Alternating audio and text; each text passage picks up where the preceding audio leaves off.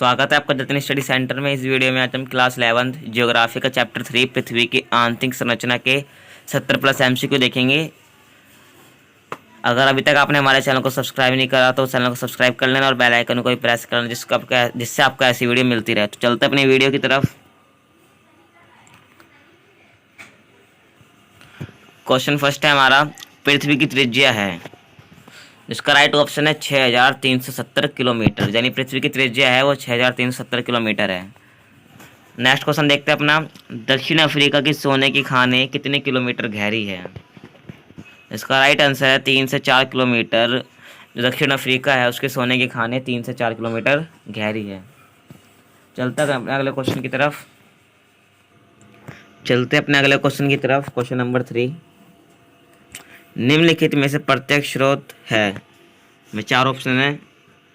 Option का है हमारा धरातलीय चट्टानें, खा खनन, ग ज्वालामुखी उद्गार और घ उपरोक्त सभी। जिसका राइट आंसर है उपरोक्त सभी। ये तीनों के तीनों ही प्रत्येक स्रोत हैं हमारे, जिनसे हमें पृथ्वी की संरचना के बारे में पता चलता है। चलते अपने अगले क्वेश्चन की तरफ। क्वेश्चन नंबर 4, पृथ्वी की आंतरिक संरचना के बारे में जानने के लिए वैज्ञानिक कौन सी परियोजनाओं पर कार्य कर रहे हैं। ऑप्शन का है गहरे समुद्र में परिवेदन परियोजना, ख समन्वित महासागरीय परिवेदन परियोजना और ग ए और बी दोनों, घ इनमें से कोई नहीं। इसका राइट उत्तर है ऑप्शन ग ए और बी दोनों। इन दोनों ही परियोजनाओं पर हमारे वैज्ञानिक काम कर रहे हैं। जो एक परियोजना कौन सी, गहरे समुद्र में परिवेदन परियोजना और समन्वित महासागरीय परिवेदन परियोजना। चलते अपने अगले क्वेश्चन की तरफ। क्वेश्चन नंबर 5 हमारा, अभी तक का सबसे गहरा परिवेदन कहाँ हुआ है। इसका राइट आंसर है आर्कटिक महासागर के कोला क्षेत्र में, और ये कितना हुआ है, 12 किलोमीटर। ये हमारा नेक्स्ट क्वेश्चन ही है, कोला क्षेत्र में कितने किलोमीटर की खुदाई की गई है। इसका आंसर है वह 12 किलोमीटर। हमने वीडियो में ऑप्शन नहीं दिए हैं क्योंकि किसी किसी क्वेश्चन में है, हमने इसलिए नहीं दिए क्योंकि 70 क्वेश्चन में अगर बनाएंगे तो MCQ में 4 ऑप्शन तो वीडियो ज़्यादा बड़ी हो जाएगी, इसलिए हमने डायरेक्ट आंसर ही लिखे जिससे वीडियो भी थोड़ी छोटी बने। चलते अपने नेक्स्ट क्वेश्चन की तरफ। क्वेश्चन नंबर 7, निम्नलिखित में से पृथ्वी के धरातल में गहराई बढ़ने के साथ साथ किसमें वृद्धि होती है। ऑप्शन का है हमारा तापमान एवं दबाव। जिसका राइट ऑप्शन है ऑप्शन का ए और बी दोनों, यानी पृथ्वी में गहराई जब पृथ्वी का धरातल है उसमें गहराई बढ़ने के साथ साथ तापमान और दबाव और घनत्व में भी वृद्धि होती है। इसका राइट ऑप्शन होगा गा ए और बी दोनों।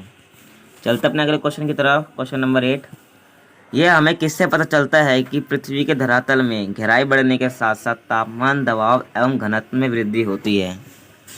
इसका राइट आंसर है खनन क्रिया। खनन क्रिया एक डायरेक्ट सोर्स है।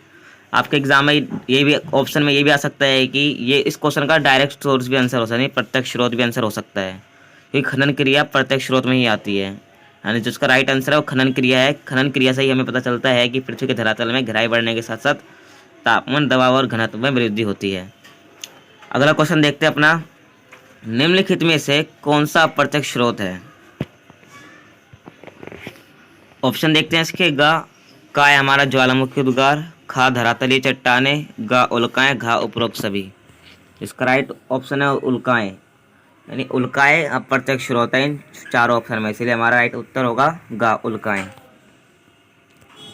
अगला क्वेश्चन देखते हैं अपना 10वां, अप्रत्यक्ष स्रोतों में निम्नलिखित में से कौन सी क्रियाएं शामिल हैं। नहीं, आपको यह बताना है कि इनमें से कौन सी क्रियाएं हैं जिससे हमें पृथ्वी के आंतरिक संरचना के बारे में जानकारी मिलती है। उसके लिए ऑप्शन देखते हैं, गुरुत्वाकर्षण, ख चुंबकीय क्षेत्र, ग भूकंप और घ उपरोक्त सभी। इसका राइट उत्तर है ऑप्शन घ उपरोक्त सभी। अगला क्वेश्चन देखते हैं अपना क्वेश्चन हमारा 11 है, पृथ्वी के केंद्र से दूरी के कारण गुरुत्वाकर्षण डैश पर अधिक और डैश पर कम होता है। इसका राइट उत्तर होगा ध्रुवों और भूमध्य रेखा, यानी पृथ्वी के केंद्र से दूरी के कारण गुरुत्वाकर्षण बल ध्रुवों पर अधिक होता है और भूमध्य रेखा पर कम होता है। अगला क्वेश्चन देखते हैं अपना 12वां, अलग अलग स्थानों पर गुरुत्वाकर्षण की भिन्नता अनेक अन्य कारकों से भी प्रभावित होती है। इस भिन्नता को क्या कहते हैं? यानी जो गुरुत्वाकर्षण बल में भिन्नता आती है और वह प्रभावित होती है अन्य कारकों से, तो ये भिन्नता जो आती है हम इसको क्या कहते हैं? गुरुत्व विसंगति। इसका राइट उत्तर होगा। अगला क्वेश्चन देखते हैं अपना क्वेश्चन नंबर 13।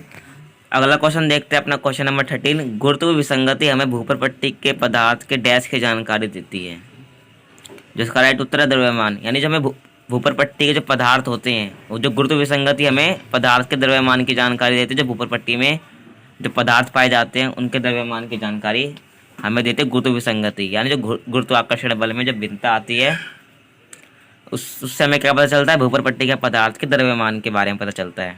यानी इसका जो राइट उत्तर है द्रव्यमान। अगला क्वेश्चन देखते हैं अपना क्वेश्चन नंबर 14। चुंबकीय सर्वेक्षण भी डैश के वितरण की जानकारी देता है, इसका राइट आंसर है वो है भूप्रपट्टी। यानी जो चुंबकीय सर्वेक्षण है वो में जो हमारे पृथ्वी की आंतरिक संरचना है उसमें चुंबकीय जो पदार्थ होते हैं उनके बारे में जानकारी देता है। ये चुंबकीय सर्वेक्षण किया जाता है, उससे हमें क्या पता चलता है? भूप्रपट्टी में चुंबकीय पदार्थ के बारे में पता चलता है। जिसे हमारा राइट उत्तर रहेगा भूप्रपट्टी में चुंबकीय पदार्थ। अगला क्वेश्चन है हमारा 15वां। भूकंप का अर्थ है, जिसका राइट आंसर है जो भूकंप का अर्थ होता है पृथ्वी का कंपन, यानी वाइब्रेशन ऑफ अर्थ। अगला क्वेश्चन देखते हैं अपना क्वेश्चन नंबर 16। भ्रंश के दोनों तरफ शैलें विपरीत दिशा में गति करती हैं। जहां ऊपर के शैलखंड दबाव डालते हैं उनके आपस का डैश उन्हें परस्पर बांधे रहता है। ये भ्रंश का जो मतलब होता है, दरारें जो होती हैं, जो चट्टानों में दरारें होती है ना, उसको भ्रंश कहा जाता है। यानी इसको जो दिखते स्थान है, इसका जो आंसर देखते हैं अगला,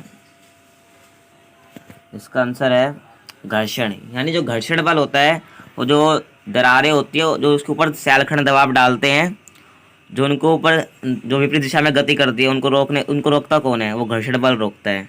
यानी जो इसका राइट उत्तर होगा घर्षण बल। 17वां क्वेश्चन देखते हैं अपना। वह स्थान जहाँ से ऊर्जा निकलती है भूकंप का डैश कहलाता है, इसका आंसर है उद्गम केंद्र।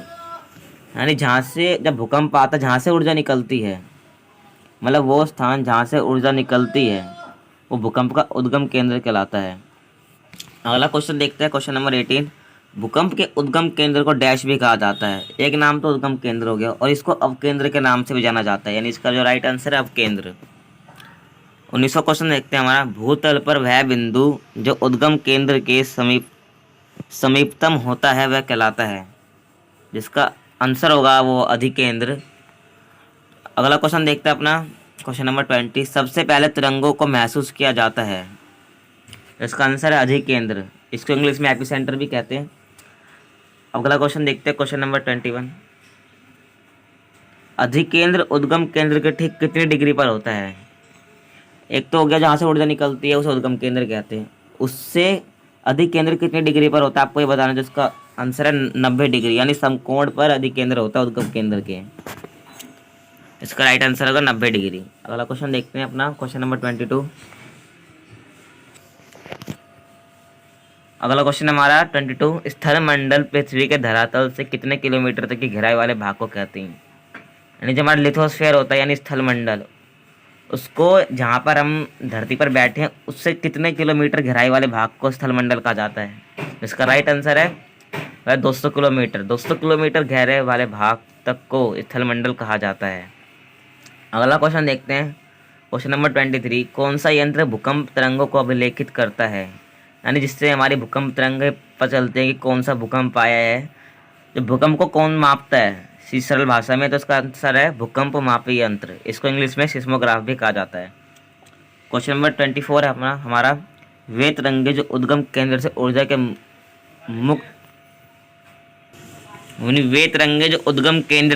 मुक्त होने के दौरान पैदा होती हैं, उसका नाम है, या मुफ्त नहीं मुक्त आएगा, फिर टाइपिंग में मिस्टेक है। और भी कई क्वेश्चन में टाइपिंग मिस्टेक थी, उसको आप खुद देख लेना। यानी जो मैं बोल रहा हूँ उन पर थोड़ा ध्यान देना। आंसर देखते हैं भूगर्भिक तरंगे। यानी जो भूगर्भिक तरंगे हैं वे तरंगे जो उद्गम केंद्र से ऊर्जा मुक्त होने के दौरान पैदा होती है। यानी जब उद्गम केंद्र से ऊर्जा मुक्त होती है वो तरंगे कौन सी हैं? भूगर्भिक तरंगे। अगला क्वेश्चन देखते हैं अपना 25। भूगर्भिक तरंगों एवं धरातलीय शैलों के मध्य अन्योन्य क्रिया के कारण जो नई तरंगें उत्पन्न होती हैं, जिन्हें कहते हैं धरातलीय तरंगे। यानी जो भूगर्भिक तरंगें होती हैं, जब वो धरातलीय शैलों से क्रिया करती हैं, तो जो उनसे नई जो तरंगें उत्पन्न होती हैं, उससे हम क्या कहते हैं, धरातलीय तरंगे। अगला क्वेश्चन हमारा क्वेश्चन नंबर 26। अधिक घनत्व वाले पदार्थों में तरंगों का डैश अधिक होता है। यानी जो अधिक घनत्व वाले पदार्थ, उसमें तरंगों का भी डैश अधिक होता है। आपको ये बताना है। इसका आंसर देखते हैं। वेग यानी वेलोसिटी, यानी अधिक घनत्व वाले पदार्थों में तरंगों का वेग भी अधिक होता है। जिस पदार्थ का घनत्व ज़्यादा तो उसकी वेग भी ज़्यादा होगा। अगला क्वेश्चन हमारा क्वेश्चन नंबर 27। पदार्थों के घनत्व में भिन्नताएं होने के कारण डैश एवं डैश होता है।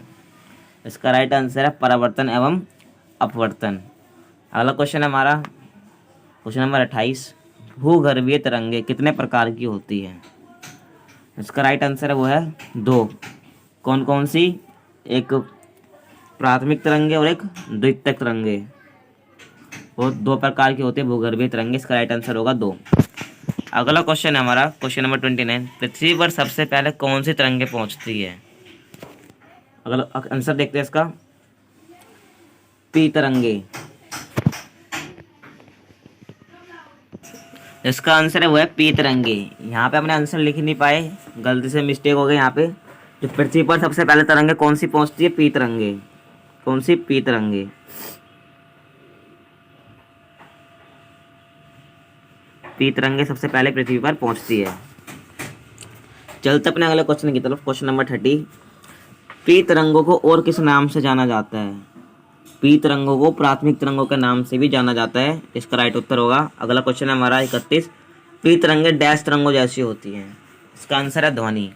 जो पी तरंगे होते हैं वो ध्वनि तरंगे जैसी भी होती हैं। अगला क्वेश्चन है हमारा 32। पी तरंगे किस प्रकार के पदार्थों से गुजर सकती है? 3 पदार्थ होते हैं, ठोस, द्रव और गैस। आपको ये बताना है कि पी तरंगे होती हैं वो किस प्रकार के पदार्थ से गुजर सकती है। इसका उत्तर देखते हैं। इसके ऑप्शन देखते हैं। गैस, ख ठोस, ग तरल और घ उपरोक्त सभी। जो ये पी तरंगे होती हैं ये तीनों प्रकार के पदार्थों से गुजर सकती है। अगला क्वेश्चन देखते हैं अपना। कौन सी तरंगे धरातल पर कुछ समय अंतराल के बाद पहुंचती है? इसका आंसर होगा वो है एस तरंगे। जो एस तरंगे होती है वो धरातल पर कुछ समय के अंतराल के बाद पहुंचती है। अगला क्वेश्चन है हमारा 34। एस तरंगे कहलाती हैं। इसका आंसर द्वितीयक तरंगे। मैंने आपको बताया भी था कि भूगर्भिक तरंगे 2 तरह की होती है, प्राथमिक और द्वितीयक। जो एस तरंगे वो द्वितीयक तरंगे भी कहलाती हैं। अगला क्वेश्चन है हमारा क्वेश्चन नंबर 35। द्वितीयक तरंगे कौन से पदार्थों के माध्यम से चलती है? जिसका आंसर है वो है ठोस। जो प्राथमिक थी वो तीनों प्रकार के पदार्थ से गुजर सकती है, और जो द्वितीयक है वो ठोस। अगला क्वेश्चन देखते हैं हम। विनाशकारी तरंगे होती हैं। इसका जो आंसर है एस तरंगे। ये जो सबसे विनाशकारी तरंगे मानी जाती हैं वो एस तरंगे ही होती है। अगर एस तरंगे जो आती है धरातल पर तो उससे बहुत भारी मात्रा में नुकसान होता है। इसलिए एस तरंगों को सबसे विनाशकारी तरंगे माना जाता है। अगला क्वेश्चन देखते हैं अपना क्वेश्चन नंबर 37। पी तरंगों से कंपन की दिशा तरंगों की दिशा की डैश होती है। पी तरंगों से कंपन की दिशा होती है वो तरंगों की दिशा की होती है समानांतर यानी पैरेलल। कंपन की दिशा और तरंगों की दिशा समांतर होती है पी तरंगों की। इसका राइट आंसर होगा समांतर। अगला क्वेश्चन देखते हैं अपना क्वेश्चन नंबर 38। पदार्थ के घनत्व में भिन्नता आने से, यानी जो क्वेश्चन हमारा 38, पदार्थ के घनत्व में भिन्नता आने से शैलों में डैश व डैश की प्रक्रिया होती है। यहाँ पे शैल ही नहीं शैल आएगा यहाँ पे, और यहाँ पे डैश का ऑप्शन भी आएगा। यानी जो क्वेश्चन हमारा बनता है पदार्थ के घनत्व में भिन्नता आने से शैलों में डैश व डैश की प्रक्रिया होती है। जिसका राइट आंसर है वो संकुचन व फैलाव की प्रक्रिया होती है। यानी जो पदार्थ के घनत्व होता है भिन्नता आने से शैलों में संकुचन व फैलाव की प्रक्रिया पैदा होती है। क्वेश्चन देखते हैं अपना अगला 39।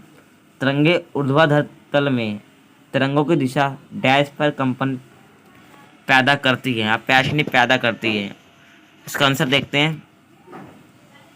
समकोण, जिसका राइट आंसर है वो समकोण यानी तिरंगे ऊर्ध्वाधर तल में तिरंगों की दिशा के समकोण पर कंपन पैदा करती है। अगला क्वेश्चन देखते हैं अपना क्वेश्चन नंबर 40। क्वेश्चन नंबर 40, ऐसे क्षेत्र जहाँ कोई भी भूकंपीय तरंगे अभिलेखित नहीं होती ऐसे क्षेत्र को कहते हैं। इसका राइट आंसर है वो भूकंपीय छाया क्षेत्र। मतलब जहाँ कोई भी तरंगे अभिलेखित नहीं होती उसको क्या कहते हैं, भूकंपीय छाया क्षेत्र। इसको इंग्लिश में शैडो जोन भी कहा जाता है। क्वेश्चन नंबर अगला है हमारा 41, भूकंप लेखी अधिकेंद्र से 145 डिग्री से परे केवल डैश तरंगों के पहुंचने को ही दर्ज करता है और डैश तरंगों को अभिलेखित नहीं करता।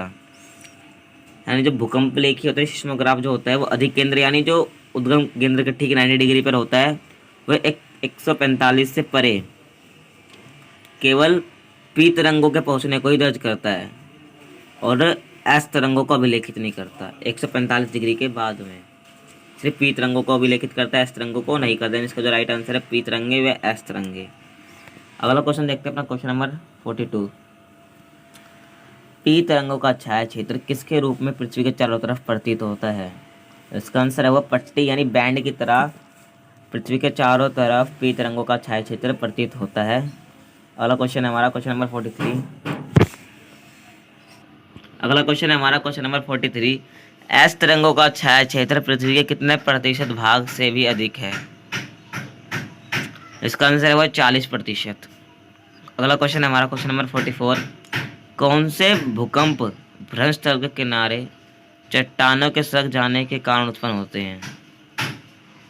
इसका आंसर देखते हैं। इसका आंसर है विवर्तनिकी भूकंप। विवर्तनिकी भूकंप जो होते हैं वो भ्रंश तल के किनारे चट्टानों के खिसक जाने के कारण उत्पन्न होते हैं। अगला क्वेश्चन है हमारा क्वेश्चन नंबर 45, निम्न में से भूकंप तरंगे चट्टानों में संकुचन में फैलाव लाती है। इसके लिए ऑप्शन देखते हैं, का पी तरंगे, खा एस तरंगे, गा धरातलीय तरंगे, घा इनमें से कोई नहीं। इसका राइट उत्तर होगा ऑप्शन का पी तरंगे। जो पी तरंगे होती है वो भूकंप तरंगे, जो पी तरंगे होती है वो चट्टानों में संकुचन में फैलाव लाती है। जिसका राइट उत्तर वो का होगा पी तरंगे। अगला क्वेश्चन देखते हैं अपना क्वेश्चन नंबर 46, जो भूकंप बड़े बांध वाले क्षेत्रों में आते हैं उन्हें कहा जाता है। इसका राइट आंसर होगा वो है बांध जनित भूकंप। यहाँ पे लनित नहीं जनित आएगा, बांध जनित भूकंप। नहीं, जो भूकंप बड़े बांध वाले क्षेत्रों में आते हैं जहाँ बड़े बड़े बांध होते हैं वहाँ उस क्षेत्र में जो भूकंप आते हैं उसको क्या कहते हैं, बांध जनित भूकंप। अगला क्वेश्चन है हमारा क्वेश्चन नंबर 47, भूकंपीय तीव्रता को मापा जाता है यानी जिससे नापा जाता है कि भूकंप की कितनी तेज था उसको किससे नापा जाता है, रिक्टर स्केल से। आंसर इसका राइट होगा रिक्टर स्केल। अगला क्वेश्चन हमारा 48, आघात की तीव्रता गहनता को इटली के भूकंप वैज्ञानिक डैश के नाम पर जाना जाता है। अगला क्वेश्चन देखते हैं, इसका जो आंसर है वो है मरकैली। यानी जो आघात की तीव्रता है और गहनता है जो इटली के भूकंप वैज्ञानिक है मरकैली के नाम पर जाना जाता है। क्वेश्चन 49 है अपना, महासागरों के नीचे भूपर पट्टी की औसत मोटाई कितनी है। यानी जो हमारा क्रस्ट है महासागरों के नीचे इसकी मोटाई कितनी है। इसका राइट आंसर है 5 किलोमीटर। जो भूपर पट्टी की मोटाई होती है ये महासागरों और महाद्वीपों और पर्वतों के नीचे ही अलग अलग होती है। मैंने क्वेश्चन में डाल रखा है। तो अगला क्वेश्चन देखते हैं अपना क्वेश्चन नंबर 50, महाद्वीपों के नीचे भूपर पट्टी की औसत मोटाई कितनी होती है। जिसका राइट आंसर है वो है 30 किलोमीटर। महासागर के नीचे 5 किलोमीटर और महाद्वीप के नीचे 30 किलोमीटर। अगला क्वेश्चन देखते हैं अपना क्वेश्चन नंबर 51, हिमालय पर्वत श्रेणियों के नीचे भूपर पट्टी की मोटाई लगभग कितनी किलोमीटर है। इसका आंसर देखते हैं 70 किलोमीटर। यानी महासागरों के नीचे 5 किलोमीटर, महाद्वीप के नीचे 30 किलोमीटर और हिमालय पर्वत श्रेणियों के नीचे 70 किलोमीटर। जल्दी अगला क्वेश्चन देखते हैं अपना, जो भूपर पट्टी भारी चट्टानों से बना है और जो इसका घनत्व वो कितना है आपको ये बताना है। जो इसका आंसर है 3 ग्राम प्रति घन सेंटीमीटर। इसका राइट उत्तर होगा जो भूपर पट्टी भारी चट्टानों से बनी है, यानी जो हमारा क्रस्ट है वो भारी चट्टानों से बना है, और जो इसका घनत्व वो है 3 ग्राम प्रति घन सेंटीमीटर। अगला क्वेश्चन है हमारा क्वेश्चन नंबर 53।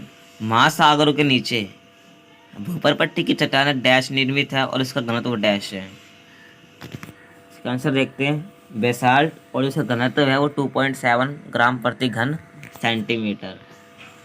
एंड जो महासागरों के नीचे भूपर पट्टी जो है वो चट्टान जो है वो बेसाल्ट से निर्मित है, और उसका घनत्व जो है वो 2.7 घन प्रति सेंटीमीटर है। अगला क्वेश्चन देखते हैं अपना क्वेश्चन नंबर 54। मेंटल यानी मेटल नहीं मेंटल के ऊपरी भाग को क्या कहा जाता है? इसका आंसर है दुर्बलता मंडल। जो मेंटल का जो ऊपरी भाग होता है उसको दुर्बलता मंडल कहा जाता है। अगला क्वेश्चन देखते हैं अपना क्वेश्चन नंबर 55। दुर्बलता मंडल का घनत्व कितना है? इसका जो आंसर देखते हैं, आंसर है 3.4 ग्राम प्रति घन सेंटीमीटर। अगला क्वेश्चन है हमारा क्वेश्चन नंबर 56। करोड़ व मेंटल की सीमा डैश गहराई पर है। करोड़ व मेंटल की सीमा वो कितनी गहराई पर है आपको ये बताना है। 2900 किलोमीटर इसका आंसर होगा। एंड जो करोड़ व मेंटल की सीमा 2900 किलोमीटर गहराई पर है। अगला क्वेश्चन है हमारा बाह्य करोड़ जो होता है वो कौन सी अवस्था में है? यानी जो भारी करोड़ है, एक इनर करोड़ होता है, एक भारी करोड़ होता है। जो बाह्य करोड़ है वो कौन सी अवस्था में है? जिसका आंसर होगा तरल अवस्था, यानी लिक्विड फॉर्म में है। इसका आंसर है तरल अवस्था। अगला क्वेश्चन है 58। आंतरिक करोड़ कौन सी अवस्था में है? बाह्य करोड़ तरल अवस्था में, और जो इनर करोड़ है यानी आंतरिक करोड़ वो ठोस अवस्था में है। क्वेश्चन नंबर 59 है हमारा। मेंटल व करोड़ की सीमा पर चट्टानों का घनत्व लगभग कितना है?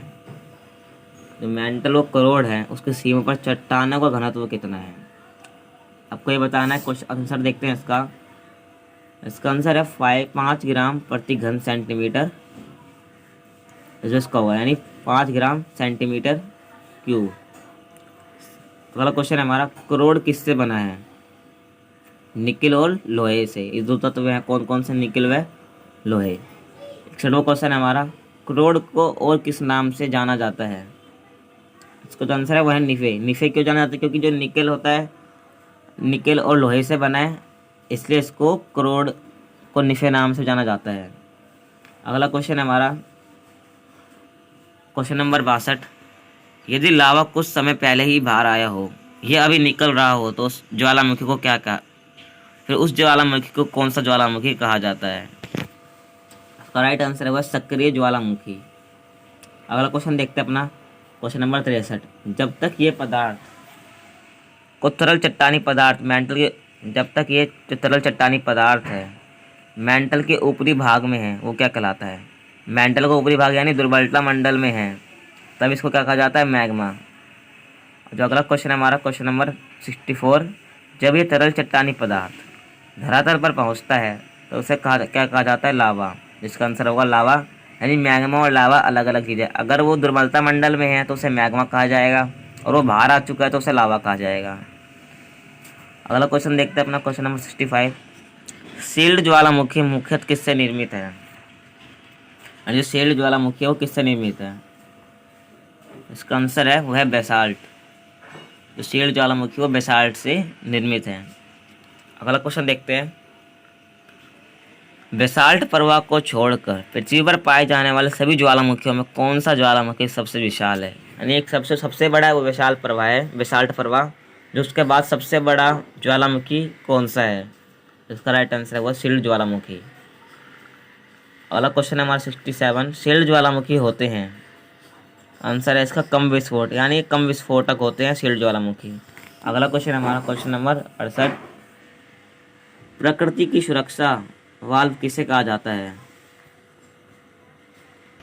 इसका राइट आंसर है वो है ज्वालामुखी। जो प्रकृति का सुरक्षा वाल्व यानी क्वेश्चन नंबर 68 है, प्रकृति का जो सुरक्षा वाल्व होता है वो ज्वालामुखी होता है। अगला क्वेश्चन हमारा question number 69। Ring of fire कौन से महासागर में है? जिसका आंसर हुआ प्रशांत महासागर में रिंग ऑफ फायर है।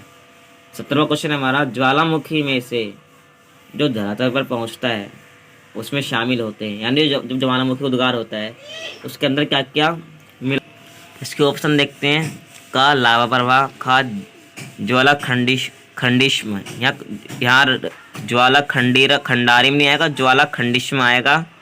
ऑप्शन जो हमारा गा है वो है ज्वालामुखी बम और घा उपरोक्त सभी। इसका सही उत्तर होगा ऑप्शन घा उपरोक्त सभी, यानी ये तीनों ही चीज़ें जब ज्वालामुखी उद्गार होता है ये तीनों ही चीज़ें उसमें होती हैं, इसलिए हमारा जो घ ऑप्शन है वो सही होगा उपरोक्त सभी।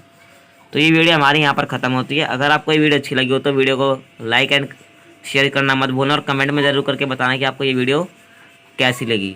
और अगर आपको ये वीडियो अच्छी लगी और तो ऐसी हो रही वीडियो के लिए आप हमारे चैनल को सब्सक्राइब कर सकते हैं और बेल आइकन भी प्रेस कर लेना, जिससे आपको ऐसी वीडियो मिलते रहे। और अगर आपको कोई दिक्कत है, पूछ रहे हैं कुछ क्वेश्चन वगैरह, तो आप हमें कमेंट में भी पूछ सकते हो और इंस्टाग्राम पर भी पूछ सकते हैं। अगर अभी तक आपने फॉलो नहीं किया तो डिस्क्रिप्शन में लिंक मिल जाएगी, आप वहाँ जाके फॉलो कर लीजिए हमें। तो फिर मिलते हैं आपसे अगली वीडियो में, जब तक के लिए जय हिंद जय भारत।